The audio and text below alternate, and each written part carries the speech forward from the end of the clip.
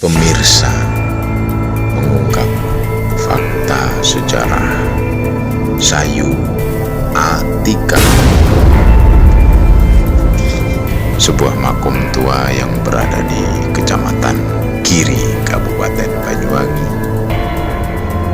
yang sangat banyak menyimpan banyak sejarah yang wajib kita ketahui bersama.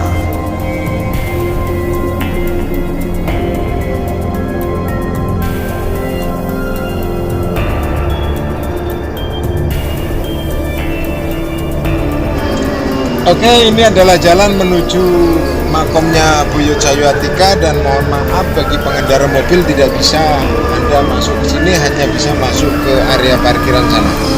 Jadi ke sana bisa naik sepeda motor, juga berjalan kaki.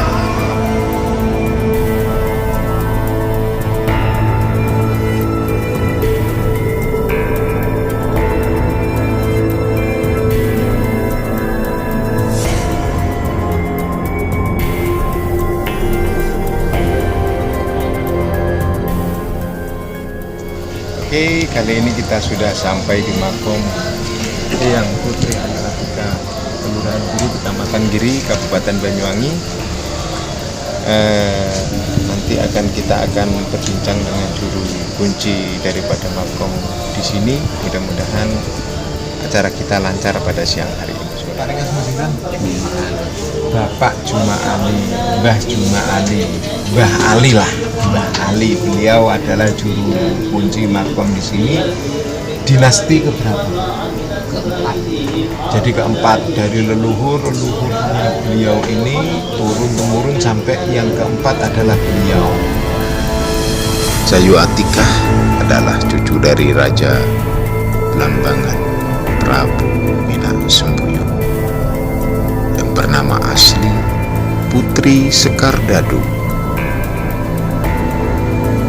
Saat itu terjadilah sebuah wabah yang mengakibatkan putri dari seorang raja, Sayu Atika, mengalami sakit yang tiada obatnya. Penyakit aneh tersebut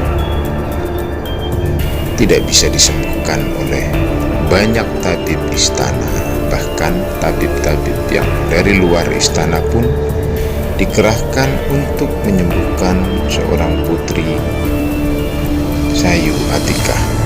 Walhasil tidak bisa disembuhkan. Akhirnya sang raja memutuskan untuk mengadakan sayembara pengobatan sang putri. Disebarlah pengumuman di seluruh penjuru negeri bahwasanya sayembara pengobatan sang putri yang berhadiahkan apabila dia seorang perempuan yang berhasil menyembuhkan putri Sayu Atika, maka akan dijadikan dia saudara oleh sang raja.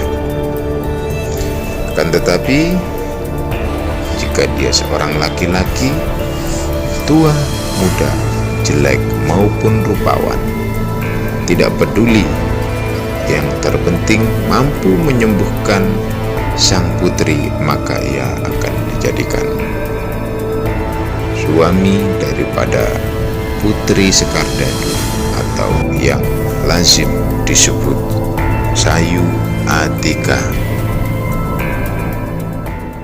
Tambihan iku muga waras, terus langsung dikawinkan. Suwi-suwi ini suwi. Sing tenang nambihan Mbak. Syekh Maulana Isa. Semakin hari penyakit yang diderita oleh Putri Sekardadu semakin memburuk, dan akhirnya berita sayembara tersebut didengar oleh seorang pengembara yang datang dari barat. Pengembara itu merupakan santri dari sang Sunan Ampel, yang tiada lain adalah Syekh Maulana Ishaq atau Hasim disebut Mbah Wali Lanang. Mbah Wali Lanang adalah seorang pengembara yang sakti mandraguna dan sangat alim di bidang keilmuan agama. Singkat cerita, atas berkat rahmat Allah yang Maha Kuasa, beliau berhasil menyembuhkan sang putri. Janji sang raja pun ditepatinya. Tidak hanya isapan jempol belaka, akhirnya Syekh Maulana Ishaq dinikahkan dengan sang putri yang ayu rupawan. Terus enggak gawe padepokan, jadi anak buah mau akeh sing ayu nang Syekh Maulana Ishaq milu Islam kan. Syekh Maulana Ishaq meminta izin kepada sang raja untuk melakukan dakwah kepada masyarakat di luar istana, menyebarkan faham agama Islam, yang mana tugas ini sengaja diberikan oleh sang guru Sunan Ampel kepadanya. Kesabaran dan cara yang sesuai dengan tuntunan Islam dilakukan oleh Syekh Maulana Ishaq. Walhasil tidak sia-sia. Dalam waktu singkat, masyarakat banyak sekali yang ikut dengan ajaran Islam yang diajarkan oleh Syekh Maulana Ishaq. Seiring berjalannya waktu, dakwah terus berlanjut hingga akhirnya para pejabat-pejabat tinggi kerajaan juga masuk ke dalam Islam. Melihat dan mendengar kabar bahwa lebih dari 80% rakyatnya menganut agama Islam, sang raja mulai resah dan merasa tersaingi oleh menantunya tersebut. Itu akhirnya Syekh Maulana Ishaq itu ada di istilah sayembara mana. Siapa yang bisa mateni Syekh Maulana Ishaq arti ganjar dunya sak sigar semongko. Jadi krungu Syekh Maulana Ishaq pamit nang sing wedok. Dek aku tak Akhirnya Syekh Maulana Ishaq mendengar, pamit ke istrinya. keadaan hamil. Kadung anakku iki besok lahir wedok, iki lah selendange. Lek lanang iki lah wadahe terbelone. Besok lek lanang iki cemplung nondok laut.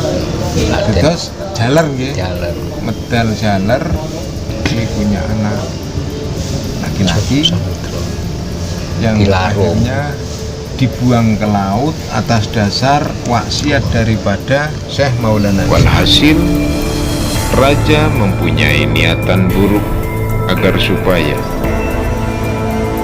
para pendekar dikumpulkan dan diberikan sayembara bila mana siapa saja yang berhasil membunuh Syekh Maulana Ishaq tanpa diketahui istrinya, maka ia akan diberikan imbalan setengah daripada kekayaan istana pada waktu itu.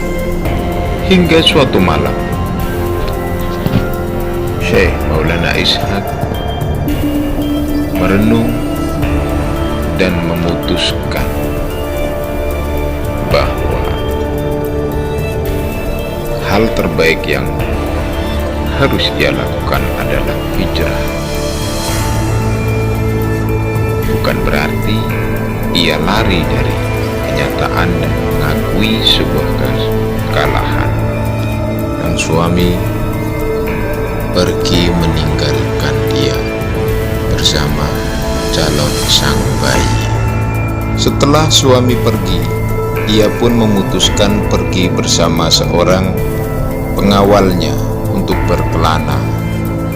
Sampailah Sayu Atikah di sebuah lokasi yang bernama Giri. Ia ditemani dengan seorang pengawal yang bernama Udo Tilarso. Di Giri inilah ia melahirkan, dan ternyata bayi yang ia lahirkan adalah bayi laki-laki. Sesuai wasiat yang disampaikan oleh suaminya, lantas ia melarung bayi tersebut di Laut Selat Bali. Ia pun bergegas pergi meninggalkan tepi pantai. Walau berat rasanya hati, pikiran, dan perasaannya, ia tetap bermunajat kepada Allah seraya memohon akan keselamatan bayi laki-lakinya dan berharap agar bayi laki-laki itu ditemukan oleh seorang yang bertanggung jawab dan baik dipekertinya. Walhasil doanya pun terijabah. Kapal yang melintas di Selat Bali waktu itu, sang nahkoda melihat sebuah kotak yang berisikan bayi tersebut mengapung di atas air laut. Kotak tersebut bersinar memancarkan aura yang sangat menyilaukan matanya. Tanpa berpikir panjang, sang nahkoda akhirnya mengambil kotak tersebut. Ia pun membuka. Apa isi kotak tersebut, saudara? Subhanallah, ia pun kaget bukan main, karena isi kotak tersebut adalah seorang bayi laki-laki yang wajahnya bersinar-binar. Dan lantas ia pun menyerahkan bayi tersebut kepada seorang saudagar perempuan yang sangat kaya raya. Dia adalah Nyai Ageng Pinatih. Seiring berjalannya waktu, bayi itu diasuh oleh Nyai Ageng Pinatih, dibesarkan dengan penuh kasih sayang dan diberikan pemahaman agama yang maksimal. Ia diberi nama Raden Ainul Yakin, yang setelah ia dewasa nanti ia dikenal sebagai Sunan Giri. Pemirsa, ikuti terus Using Creator Channel.